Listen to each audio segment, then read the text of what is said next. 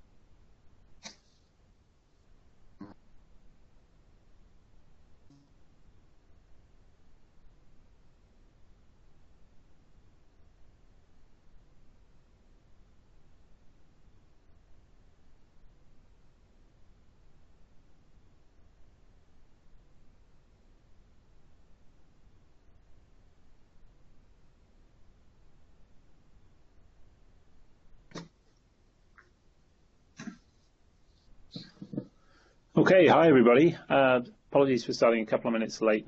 I think we just had a couple of technical issues getting everything set up. So let me get started. My name's John Fancy. I'm a Principal Program Manager here in Redmond in the Pro Integration team. And what that is a team consisting of a number of different products that I'm going to be talking about today, as well as one or two that aren't, including Service Bus. But the products that our team is responsible for is BizTalk Server, API Management, and Logic Apps, and Logic Apps including the Enterprise Integration Pack features of Logic Apps as well. So what I wanted to do is kind of talk through our hybrid integration vision and our platform and our products and tools to enable customers to be able to connect to anything, anywhere using our integration stack.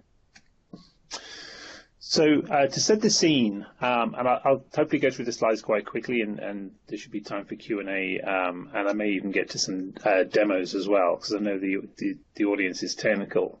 What I wanted to do is just talk about the changes that are occurring in the integration landscape in recent years. I think this is a very established business for Microsoft. We've had BizTalk Server in market for 17 years nearly, along with other integration products which have been around for a long time, like SSIS and others, and a growing portfolio of integration products.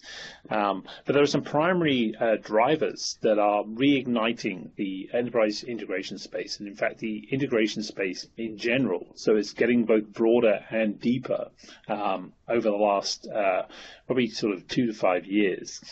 There's a number of things that are driving this. The top level thing, I guess, on the forefront of most CDOs and even CEOs' minds is digital transformation. This is the necessity to move the business forward to either disrupt or avoid disruption in their own markets. I think there's a number of canonical examples of this that have emerged in recent years, and some of those include companies like Uber, who are disrupting incumbents who've been established market players for decades, and through the advent of easy-to-consume APIs, through the ability to be able to create complex integration much more quickly than has previously been possible. This is driving disruption across markets. Even established markets like taxi companies or even banks are opening up their businesses using APIs, using integration technology to be able to make it possible to access their services in new ways. And what's driving a lot of that is the consumerization of a lot of IT, particularly around mobile devices. So, apps are king here. The ability to be able to access network anywhere, wherever you are, using apps that are simple and easy to use, task-focused, and able to integrate with back-office, back-end systems much more flexibly than has been possible in the past.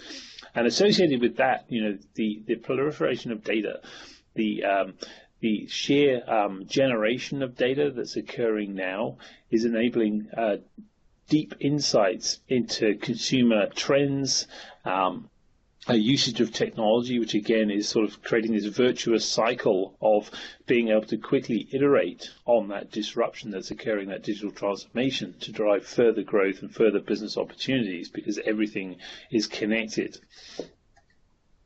And integration is the backbone of all of this. Nothing works without integration. It's often, the kind of unloved actor in this space. Excuse me, because it's not usually drawn out as something that's sort of upfront and obvious, but it's the thing that allows all of this connectivity. It's easy to focus on the app, or easy to focus on the back-end system, whether it's system of record like SAP or Oracle, or the databases. But the stuff in the middle, that workflow, that orchestration, that's got connecting all of these things together and making sure that all these systems of record are updated in the correct way, without causing any issues, and they are being done in a performant way, so that in this sort of request response style app integration, the end user of those applications and of that integration flow doesn't really see all of these pieces moving. And integration is what I say is this silent actor in this, enabling all this connectivity, and it really is the backbone of everything that is going on. And that's not just a Microsoft thing. In the technologies that we've been enabling, it's a cross-industry thing. So at the center of digital transformation, there's some numbers to kind of back this up. That most of the cost, 70% of the cost of building mobile applications, is actually concerned with integration, because mobile applications are really just the front end to something else. Unless it's a game, it really doesn't do anything particularly interesting unless you connect it to other systems to access data, to massage and manipulate and transform and present that data, or whether it's connecting to back-end systems and doing orchestration to be able to connect different systems together to actually create a task, something that the user wants to be able to achieve, whether it's booking a taxi or whether it's checking their bank balance online, or whether it's filing expense reports. Could be anything, but all of these things are all have to be connected together somehow.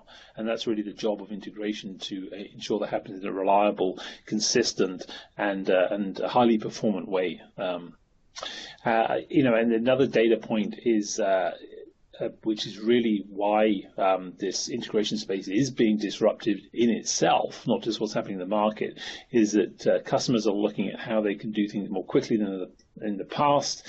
They're looking at how they can create integration solutions that take days or weeks and not months or years. This has been traditionally the case, certainly with on-premises middleware, because half the cost of implementing some of these solutions is to do with the integration components and the integration complexity of connecting these things together. So driving out that cost and simplifying that integration really has a massive benefit, not just in time, but in the bottom line of these organizations as well.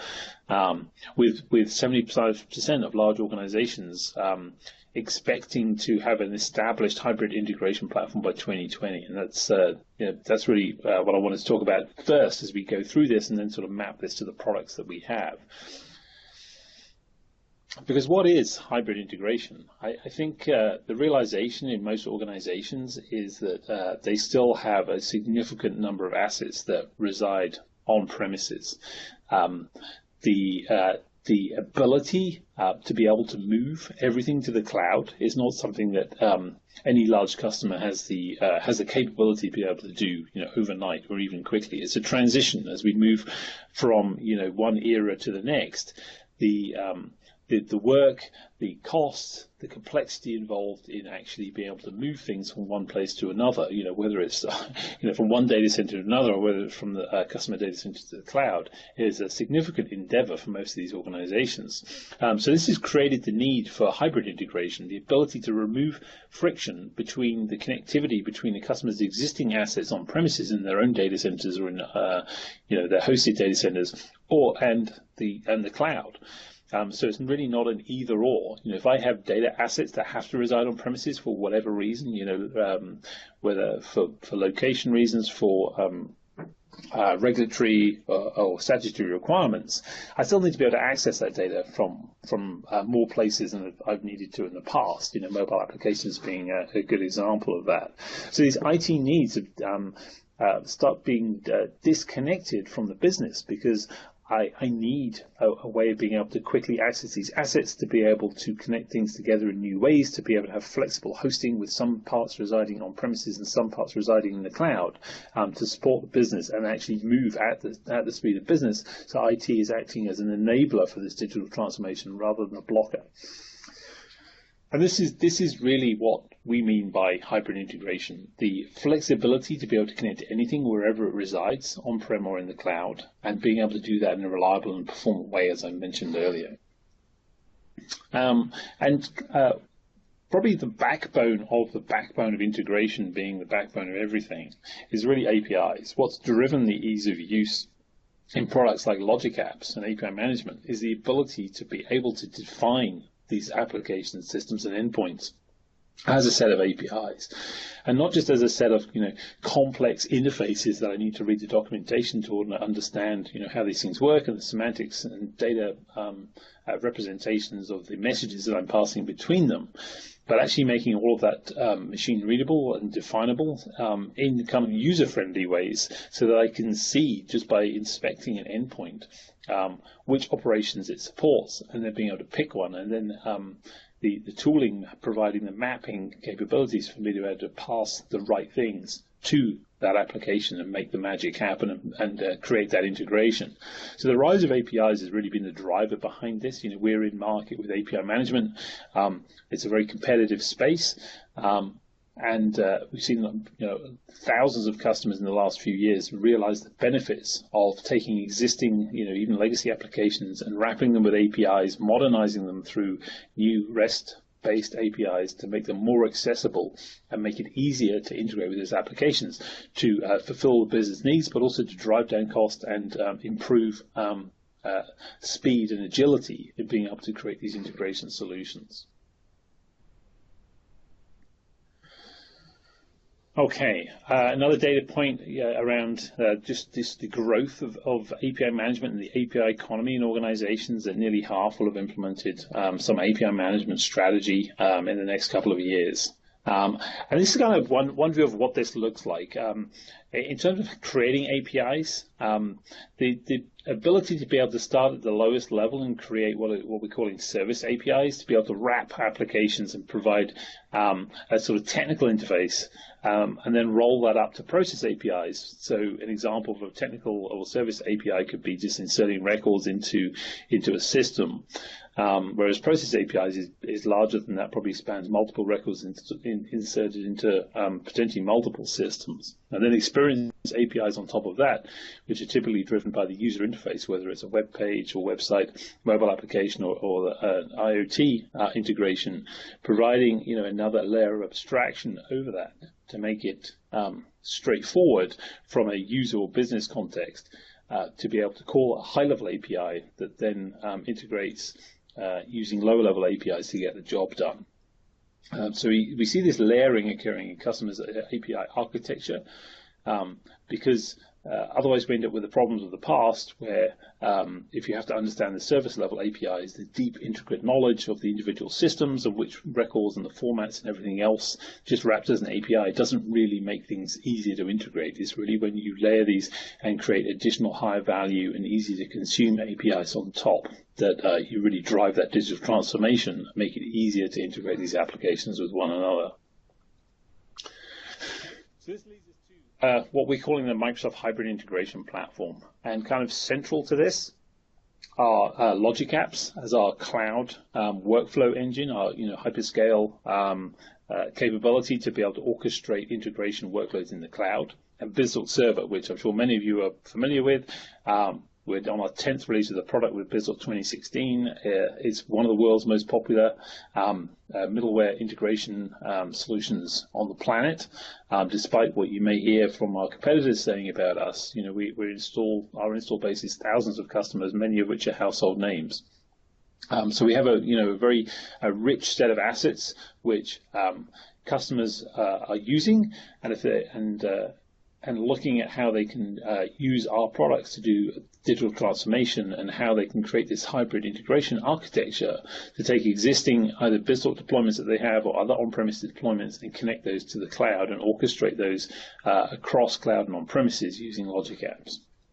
And kind of around this, we have API management that I just talked about in terms of the importance of being able to define and create and publish APIs and discover them as well.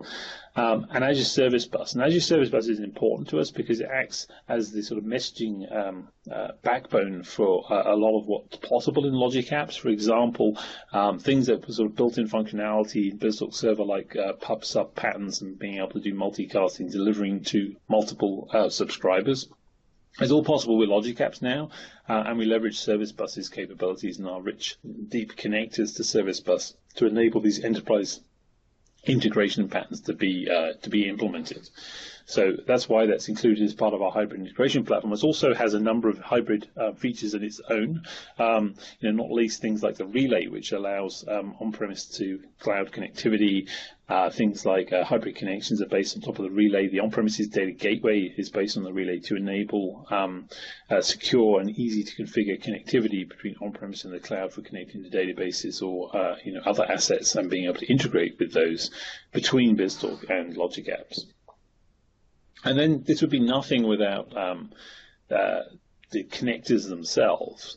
This is really the richness of the offering in terms of the breadth of things we can connect to.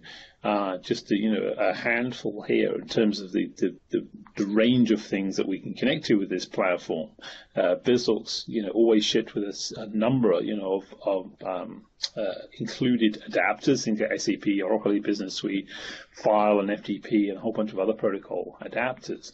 But what we're doing with Azure and with the cloud is really broadening that to connectors which are actually reusable across different products, including BizTalk. So the connectors you see here are actually consumable from not just Logic Apps, but from BizTalk via the Logic Apps connector itself, which I'll talk a lot more about later, but also from Microsoft Flow and from Power Apps, and kind of related to that, Power BI is, a lot of this technology is kind of inherited from Power BI, the on-premises data gateway, and some other assets to create a truly kind of universal connectivity platform using the connectors that we have.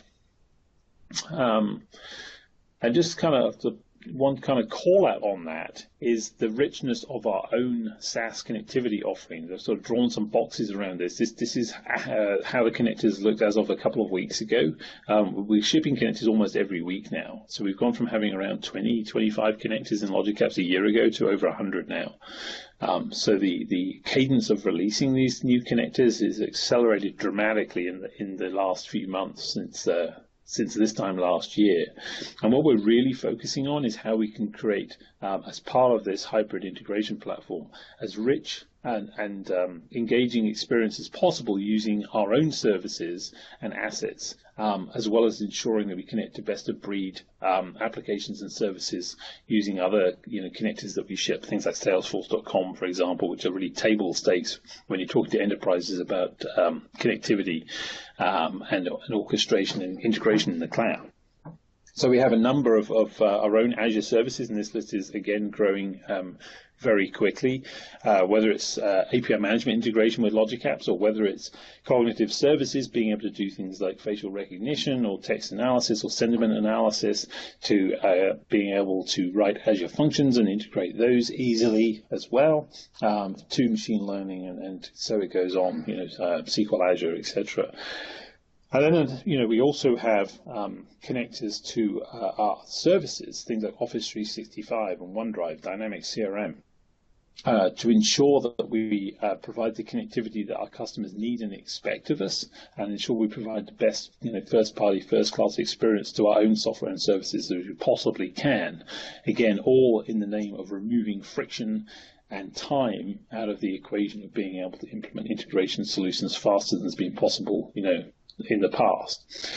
And then, everything that's remaining is connection to third-party services like Google Drive and others. I mentioned Salesforce. We have social connectors to Twitter and Facebook and everything else as well. And then we have, a number of protocol and native adapters. So things like HTTP, SMTP, RSS, FTP, SFTP, as well as XML and EDI components as well, which are, again, I'll get into a bit more detail later, but the ability to be able to do message format conversion, XML to JSON, for example, or being able to actually turn XML documents into different sort of formats and transform those is another key capability that customers rely on. So we have, a huge amount of breadth with our Azure services. Again, just a few examples calling out here, whether it's DocDB or cognitive services. The goal is to make all of these things as easy to integrate with one another as possible, so that we don't expect customers to have to read reams of documentation or spend weeks doing POCs and understanding how all these things connect together. It's a case of being able to simply search and choose the connector and operation that looks most suitable, try it out, and build on it. So in terms of the breadth and the products that we're including in our hybrid integration platform, it really consists of these four things that I sort of mentioned earlier. BizTalk Server being our key on-premise integration engine, with a number of new features to help facilitate that in BizTalk Server 2016. The ability to integrate, EAI, enterprise application integration on premises, from system to system, from line of business systems, but now beyond with our new BizTalk connector for Logic Apps that allows customers to be able to go between on-premises and BizTalk very easily, because it understands things like BizTalk receive locations and XML schemas in BizTalk, to be able to create those deep integrations in very straightforward ways. Creating that reliable, secure connection using the on-premises data gateway between Logic Apps and BizTalk Server. As BizTalk Server has always been about automating mission-critical processes, it's a highly reliable product that's trusted by thousands of customers to run their businesses who can't tolerate downtime. So it provides things like the ability to scale out so that you can take nodes out of rotation as you patch them and upgrade them, to really create true, always-on capabilities on premises using BizTalk Server. And with 2016, we provide support for the latest Microsoft platforms, like SQL 2016, Windows Server 2016, etc., and also being able to run BizTalk Server 2016 in the cloud as well, so in IaaS. Which has been, a key customer ask of us over the last couple of years, is customers wanting to continue running BizTalk Server because of the investments that they've made over the years and because of the strengths of the product itself, like its reliability, but be able to have more flexible hosting, to be able to take BizTalk and run it in Azure is a very attractive proposition for customers. And one of the problems, previously, is that's been very hard, if not impossible, to do. Certainly not in a sort of Microsoft recommended or supported way, to be able to scale out a BizTalk Server farm in Azure. So we now provide support for that.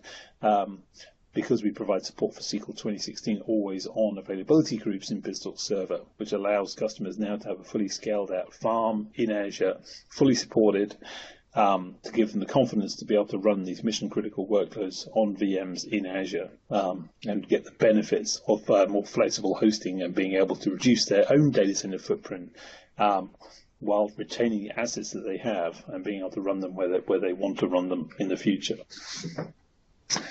And the second pillar of this is logic apps. So this is our serverless compute and workflow platform, which auto scales. There's no customer configuration necessary. There's no need to tell us that they're running load tests one day before they go into production. We fully manage this platform when we scale it out appropriately, so we provide consistent performance for customers and true multi-tenanted. So ensuring that one customer can't impact another one with these higher workloads if they decide to run some crazy performance test. We make sure that those bad things do not happen. As well as providing very rich connectivity to these dozens of SaaS services, and more, as we're shipping more and more connectors because more and more SaaS services are emerging is important for our customers, and we'll continue to do that. So Logic Apps is around ease of connectivity, faster development to be able to create novel integrations, things that would just simply not have been possible before, like doing social media analysis, sentiment analysis on that data in real time. Things that just simply not been easily achievable in a cost-effective way previously. And then being able to, as part of that, being able to leverage all of the Azure services and beyond that we have. API management is sort of central to a lot of this. We expect and do see most customers, or certainly enterprise customers, implementing some API management product, hopefully our own, to be able to create APIs that act as reusable and discoverable endpoints to be able to connect their applications together and really bring the benefits of this SaaS, economy, which is usually all RESTful API based, which can be defined with protocols like Swagger for easy consumption. And taking that with their own assets, whether they're on-premises systems, and being able to describe those using things like the SOAP to REST features of API management to be able to map the new way of doing things to their existing assets without having to change them all. Create a REST API, define that in Swagger, and then be able to easily consume that from Logic Apps through the API management integration really moves the needle in terms of what customers are able to do in the time available to connect systems together and integrate them. API management has a very rich set of tools, not just kind of the bread and butter of creating and publishing and defining these APIs and making them accessible and discoverable, but also being able to take all the data that's collected about who's calling those APIs and provide insights into that to understand whether things like SLAs are being met for performance. Is all data that's collected in API management, and provides a rich dashboard to allow you to drill in and see whether you're meeting your SLAs, and being able to measure the success of those APIs. How many times they're being called, the average time it takes to call an API, the end-to-end latency, that type of thing, as well as being able to productize it and monetize APIs, which is an important consideration for a lot of customers who have data that's worth, basically worth money, and they can sell by front-ending that with APIs that are then consumable from mobile applications or something else, because that data, has a value. We have a number of customers who are doing that, monetizing their APIs because of the richness of data that they collect and aggregate, and then sell to customers. And then Service Bus is the final pillar of this. Service Bus has always been hybrid. The ability to be able to connect to Service Bus for the cloud and on premises, as some of the earliest integration that customers did with Azure using the relay was using Service Bus to do that, to be able to flexibly and easily be able to connect the two worlds together. And we formalized a lot of that with dependencies on hybrid connections and the on-premises data gateway, as I mentioned. But of course, it also provides rich queues and topic-based integration as well. So the ability to implement publish-subscribe patterns, using queues and subscriptions, providing secure, reliable, message delivery, things like session support, providing order delivery of those messages as well. And then with things like Service Bus Premium, providing predictable performance with kind of dedicated customer environments, additional, larger message sizes, etc., to give customers even more confidence to put even more workloads on Azure using Service Bus, and all the richness of that functionality making its way into Logic Apps as well through our connectors to Service Bus. So, as I mentioned right at the start, the first three things are the scope of the Microsoft Pro integration team. So, we're part of the business application platform and intelligence team, and these products are part of our hybrid integration platform portfolio of products with Service Plus team right there in the building next door to us. So we work very, very closely together. Another thing I wanted to call out is Microsoft Flow is actually built on top of Logic Apps. Microsoft Flow is our business user consumer integration product for things like task automation, whether it's things like an approval process for multiple people needing to implement an approval process of documents that are uploaded to SharePoint, for example, or something else, and being able to track that and ensure that process is implemented and followed correctly. Microsoft Flow is a great way of doing that. For the persona, that we're targeting here, where they're not a developer, but they are comfortable kind of understanding those endpoints, whether it's, again, things like social media or OneDrive, Dropbox, etc., data sources, to be able to automate their part of their daily workflow and being able to optimize their time using our productivity products, with which Flow is front and center to this, integrated into Office 365, SharePoint, etc., to make that very easy to do, very attractive for people to do. These repetitive tasks that all of us have to do are very easily automated using Flow, and all of that runs on Logic Apps behind the scenes. Okay. So I'll just let this draw up. So this is sort of a block diagram showing how all of these pieces kind of hang together. So I think I've got pretty much everything here. Starting at the top, in Azure, we have Logic Apps being able to create connectivity across a plethora of different software and services, SaaS services, or applications in the cloud. Whether it's Dynamics, Salesforce, or Azure SQL, doesn't matter. Logic Apps providing that orchestration between these different things, and then being able to connect it on-premises using the on-premises data gateway to connect to all of the things you see at the bottom of the slide here, whether it's direct connectivity to SAP or SharePoint or DB2, or even the file system being able to actually trigger off of the new files being created in a network share on premises, is all possible using this technology, and then driving that, triggering a workflow in the cloud to take the data from that file and do something interesting with it, whether it's doing transformation on it, converting that file to XML and mapping it, and then pushing it into Salesforce. So all the types of workloads we see customers doing every day. And then in the bottom right-hand quadrant, you see BizTalk Server, because we have BizTalk Server connectivity to all of this as well through the on-premises data gateway, making BizTalk Server accessible bidirectionally to and from the cloud. So BizTalk can participate in these cloud workflows as well through our new connector and adapters for BizTalk Server. We have an adapter for BizTalk to be able to call and consume a Logic App, and we have connectors from Logic Apps to be able to call and consume BizTalk.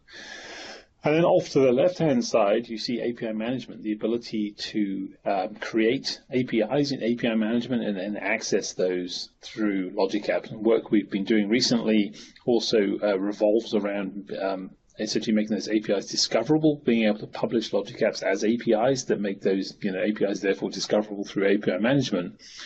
And of course, being able to consume other things in app service like API apps as well are of key importance to customers. Being able to have an extensible product is very important, which is why we have integration with API apps and web apps, and why we also have integration with Azure Functions, because these are great extensibility points for Logic Apps.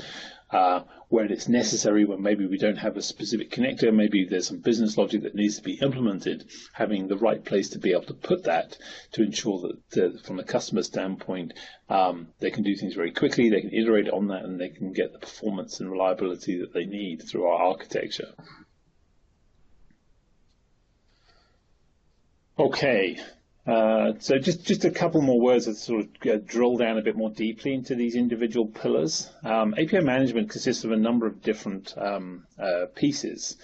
Consists of a developer portal and a publishing portal. So these are the the different, I guess, types of usage of the product for somebody to be able to create an API and publish it using the publisher portal, and then developers being able to find and consume that API with its self-documenting capabilities, so that when I publish an API, the documentation is automatically generated and samples provided in the language of my choice to make it very easy to be able to start using that API. It also acts as middleware, so essentially a proxy between the service itself or the API itself and the consumer, but a very high performance scalable way that's also scale out, the ability to have no single point of failure for redundancy reasons, so that API management acts as this conduit, and that's why it's able to collect all this rich data and telemetry about the usage of these services and APIs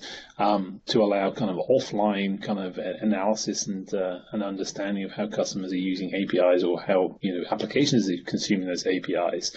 Providing things like service mediation, the ability to augment those API calls with maybe security, changing the authentication formats for protocols, so being able to protect them by adding security to maybe APIs and systems that don't actually have security, and so other smarts like even being able to cache the responses from those APIs. If they're slowly changing, it may make sense to cache them, because there's no point in going to the backend system every time.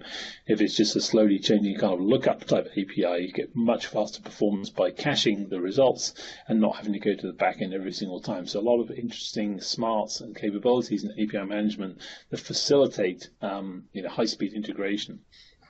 And it acts at this layer of abstraction as well, which is also super useful and important, because I can move those back-end services around without disrupting the clients. And that's often necessary as customers are upgrading or transitioning some of these things to the cloud, to keep a consistent standard endpoint address that doesn't change from the consumer point of view, allowing me a lot of flexibility in the backend about how that actually works and how I route those calls to my backend APIs. And API management provides the capabilities to be able to do that, to allow you to decouple the caller from the API or the backend system, to modernize that, to move that, to make changes to that, whether it's just servicing or whether it's fundamental kind of rewrites or movement from one data center to another.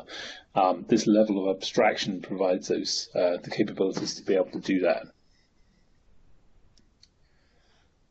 Okay, I think this just covers what I was just talking about in terms of the developer portal and publishing portal and the gateway. These are the three pieces I was mentioning: the ability for somebody to be able to create and publish an API, somebody to be able to, in the publisher portal, a developer being able to find that API and find the documentation that's generated from that API. And the gateway is sort of the runtime, the router that proxy that allows when a call comes in to be able to send that to the backend API. That could be hosted anywhere. It could be hosted on premises, could be hosted in the cloud. The consumer doesn't care, it doesn't matter.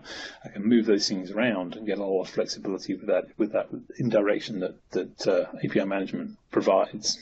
And this is kind of how we sort of see this growing as a network of APIs. The idea being here that let's talk about logic apps for a second. The ability to be able to define logic apps as APIs, or consume APIs from logic apps, and create APIs to existing systems, starts to create this mesh, this sort of graph of APIs with one thing calling another, and in a uniform interface, such that there's no sort of learning curve per API. You can just find, discover, and consume. And create this ability to be able to use APIs in new contexts very easily, as well as maybe in ways that the original author didn't anticipate, creating a lot of flexibility in how you put these things together like building blocks, to be able to create new applications from this grid on mesh of APIs, using logic apps to do things like transformation of messages or orchestration between systems to expose APIs which are an aggregate of those individual system components inside it, using API management to expose those APIs to provide service mediation, security control, whatever it is. It provides a very flexible way, again, to be able to construct composite applications.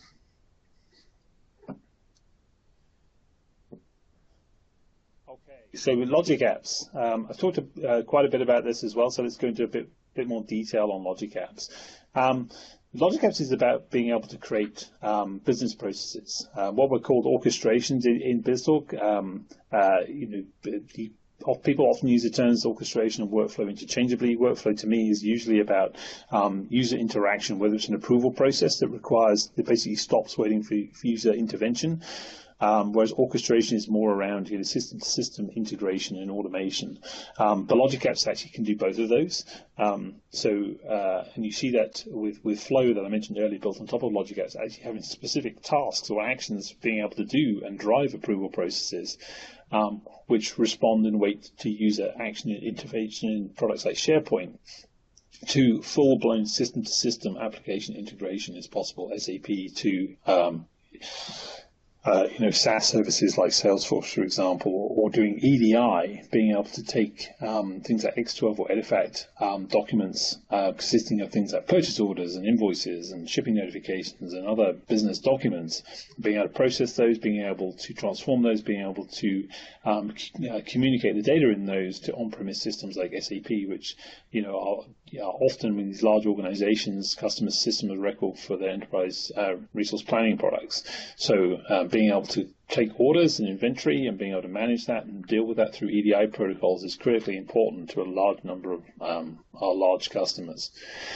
And Logic Apps really, we kind of partitioned by companies like Gartner in terms of the research that they do, is our integration platform as a service product. So what does that mean? That's basically provides our integration capabilities in the cloud as a service, no customer management required to maintain that platform. There's no kind of things that they need to know or understand in terms of how that platform scales, how to tune the performance of that platform. We take care of all of that for them. Because we're running the service on the customer's behalf, they can just deal and focus on the job of building their integration solutions on top without being concerned with how that's going to be run and optimized and maintained and managed at their deployment time. And we have a huge number of features now in Logic Apps in terms of the capabilities we provide, whether it's requirements to be able to map from one content type to another, XML to JSON. We provide binary support as well, including things like JSON schema support and XML schema support to allow very simple mapping between data items, or very complex mapping in the case of XML with XSLT support to be able to create complex data transformations of message formats from one to the other. And we leverage that heavily with the EDI capabilities that we have. And we also provide actions to do things like conversion from flat file CSV formats, for example, to XML and vice versa. We also provide things like XML schema validation and provide a flexible approach to processing, being able to decouple the messages from the processing itself. Some work we're doing at the moment is being able to send data to and batch it up. So it's sort of batching as a service capabilities we're building out right now. So we can do debatching for things like EDI, or anything actually, where we could take essentially a set of messages, could be in a file, consisting of a number of repeating records, and shred that and then process each one of those individually, and even parallelize that out to multiple Logic Apps to kind of process each one of those in parallel for very fast and efficient processing.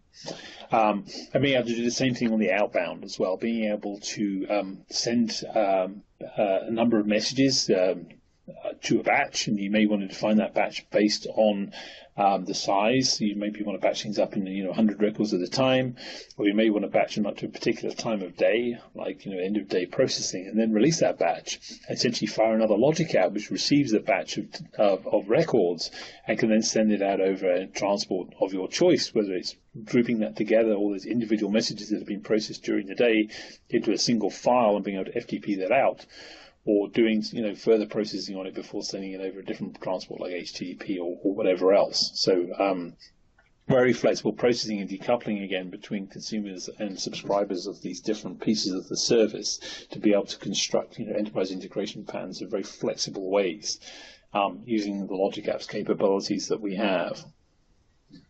And I mentioned the EDI already. So I won't dwell too much into that. I'll just keep going in the interest of time.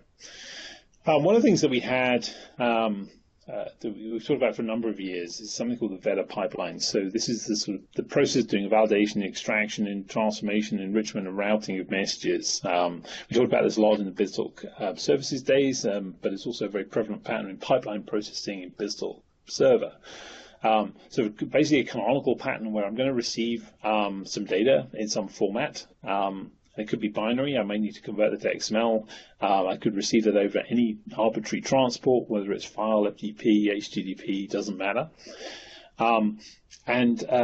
Then, what I probably want to do with that is do some extraction of data items from that. And we have things like XPath support in the case of XML, and we have the ability to pull, if it's in JSON format, we have the ability to just sort of drill into that, pull data items out, whether they're array-based or single items, and sort of iterate over those and pull those values out as well. XPath is very flexible because it's polymorphic, that we can return a node set, and you can iterate over the number of items that are returned in that XPath query. Or, it could be a single literal. Often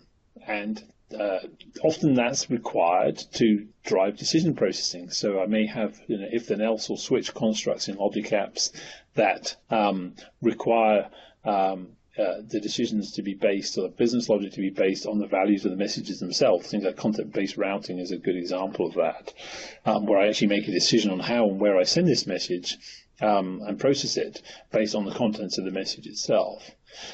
The middle piece of this is that I probably also want to do some kind of transformation, some mapping of that message from one format to another, because it's unlikely that all the different systems involved in this integration that I'm building all sort of talk the same language, or use the same data representation, or use the same message formats. The transformation is critically important to that in terms of integration capabilities, because I want some way of, hopefully graphically, being able to define a map, being able to convert one format to another, either XML to JSON or XML to XML or flat file to XML, whatever it is. I want a simple, low friction way of doing that, and we provide the capabilities out of the box to be able to do that transformation and mapping between different systems and message formats with our transformation capabilities, whether it's XSLT support or just using the sort of the JSON mapping capabilities with actions like compose in the logic apps designer, which lets you create new messages essentially from existing ones, and then being able to push those messages to downstream systems and services. And that's the enrichment stage. I want to create a new message after doing transformation, and then I want to be able to enrich that message maybe with contextual information from all the systems that I've been talking to during the course of that orchestration, and then sending that to somewhere else. Could be sending it to a topic, because I maybe have multiple subscribers for that, or I may just be sending it to a single endpoint that I'm determining dynamically based on the contents or the context of the message, such as where it came from or the contents of that message. All of this is all, possible and easy to do with logic apps. Now, the other thing I wanted to talk about was the integration account. So as people build up these integration solutions in logic apps, they start accumulating a number of assets. So what we provided to make it easy to manage those assets is something called an integration account. The integration account is a set of containers for storage of things like schemas and maps.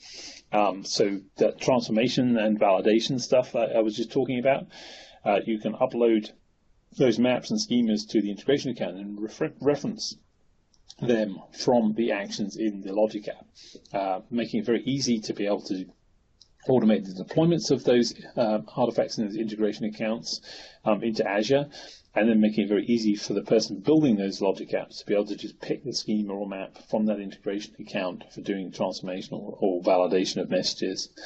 And then beyond that, with our B2B and EDI capabilities, we also provide containers for trading partners, being able to create modeling the interactions between different organizations, which is the agreements, which is where I specify things like the protocol I'm going to use, whether AS2, X12, or IFACT, being able to create, define, and upload certificates that are going to be used in those message exchanges, whether it's for signing messages or encrypting messages.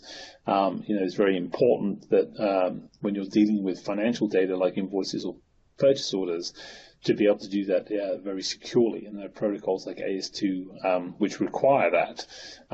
and we're just going through Drummond certification of AS2 on Logic Apps, because Drummond is an organization that actually provides certification that we implemented the AS2 standard correctly, because it includes things like non-repudiation. So I can't deny that I received a document from you at some later point in time in a court of law, because if the protocol is implemented correctly, it will have sent an acknowledgement back to you that I did actually receive that document.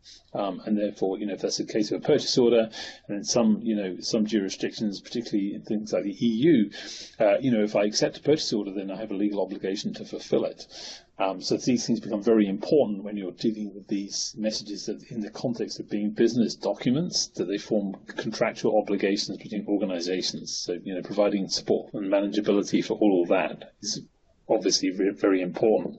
And the integration account is also extensible. It provides a way of being able to add your own metadata to the configuration. So, for example, you may have created a trading partner, and you may want to store some additional information, such as the person, the contact person within that trading partner, that other company or organization, their address, their phone number, whatever it is, actually store configuration, which is just represented as a JSON object, so very easy to use and very extensible to be able to put that metadata against that artifact, and then being able to look up at runtime that metadata. But of course, it could be more structured data than just simple name and address stuff. It could actually be things that are used in those routing decisions in that meta pipeline I just showed in the previous slide, where actually I do a partner lookup, pull the metadata of that partner, and then determine actually where I'm going to route that message to. Maybe I can define multiple endpoints against that partner and have a context-based routing decision based on the contents of the message or where it came from, and then send it to one or more of those endpoints based on the configuration that I added to the partners that I stored in the integration account. And it's easy to manage. We have REST APIs, PowerShell commandlets, as you'd expect. You can also do it through the Azure portal, full kind of graphical API to be graphical UX rather, to be able to do this, as well as being able to consume integration account artifacts if you build Logic Apps in the portal, or if you build them in Visual Studio.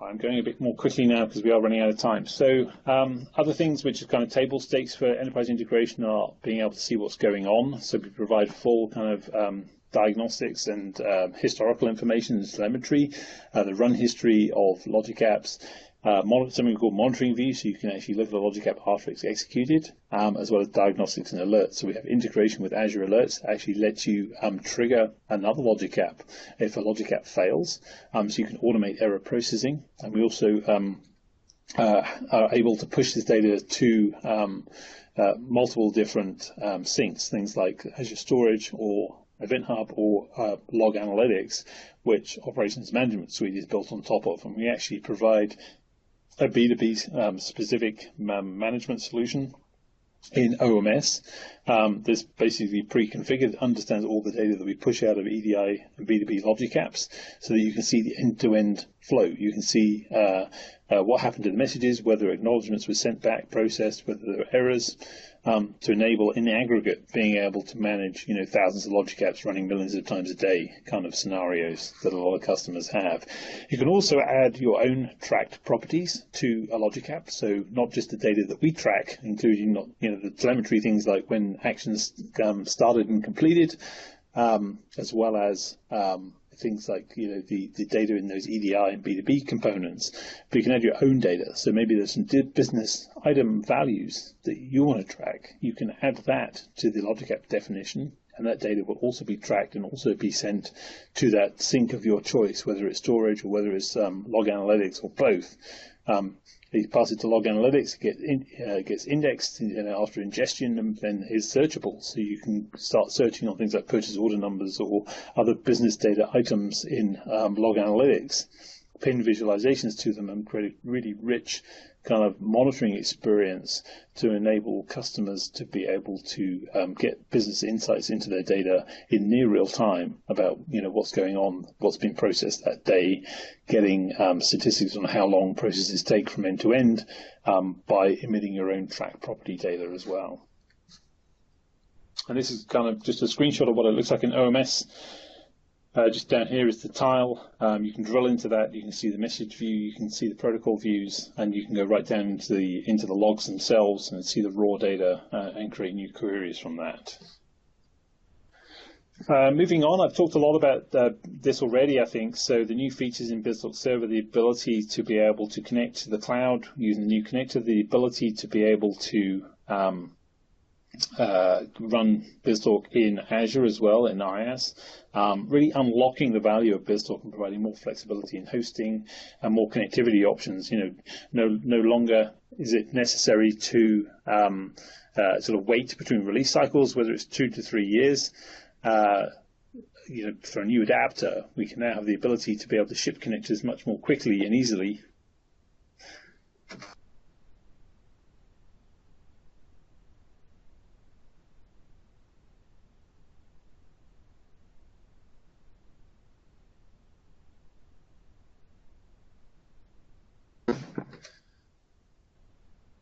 Sorry, hopefully you can still hear me.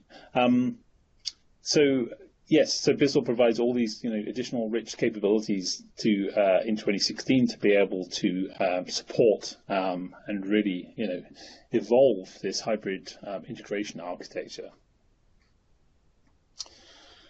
Okay, I'm nearly out of time. So one thing I did want to very quickly show is kind of what all this looks like. A couple of examples, I guess. The first one here, which sort of supports this hybrid capabilities, is being able to go between BizTalk and Logic Apps.